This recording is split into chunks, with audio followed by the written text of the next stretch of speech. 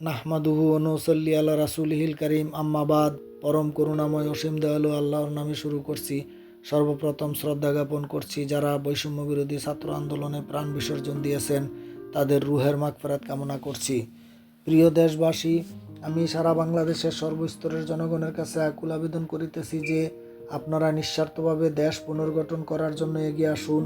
আপনারা যারা ন্যায় নিষ্ঠাবান, সত্যবাদী এবং শিক্ষিত মানুষ, তারা নির্বাচনে অংশগ্রহণ করতে আসুন। আপনারা এগিয়ে না আসলে সমাজে প্রভাবশালী এবং দুর্নীতিবাজ লোকেরা নির্বাচিত হয়ে পুনরায় দুঃশাসন শুরু করবেন। তাহলে আমাদের বৈষম্য বিরোধী ছাত্র আন্দোলনে ছাত্র জনতা তাদের বুকের তাজা রক্ত দিয়ে প্রাণ বিসর্জন দিয়ে কী লাভ হলো যদি দেশটা বা দেশের মানুষের অবস্থা পূর্বের অবস্থানে ফিরে যায়? জনগণের সেবা করা একটি পবিত্র কাজ, আর এই পবিত্র কাজ করতে গিয়ে নিজেরা কখনো অপবিত্র হবেন না। তাই যেই দলেরই হন অথবা কারো যদি দল না থাকে, তাহলে দরকার হলে স্বতন্ত্র থেকে কমপক্ষে 20 জন নির্বাচন করবেন। প্রয়োজন হলে প্রতিটি উপজেলায় এমপি পদে নির্বাচন করার জন্য 50 জন জামানত ফি জমা দিবেন। জনগণ যাকে টাকা পয়সা ঘুষ নেওয়া ছাড়া নিঃস্বার্থভাবে ভোট দিয়ে নির্বাচিত করবেন, তিনিই জনগণের প্রতিনিধি হয়ে ন্যায় নিষ্ঠার সহিত দেশের উন্নয়নের কাজ করবেন।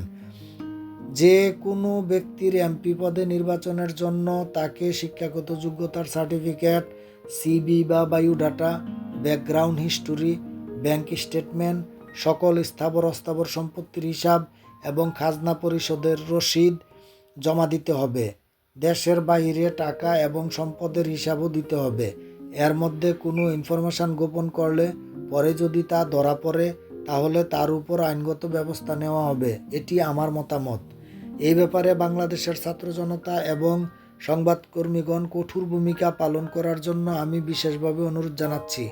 নির্বাচন প্রচারণাকালে যাতে কেউ গোপনীয়ভাবে ভোট কেনার জন্য ঘুষের টাকা লেনদেন করতে না পারে, সেই দিকে আপনাদের কড়া নজরদারি রাখার দাবি জানাচ্ছি।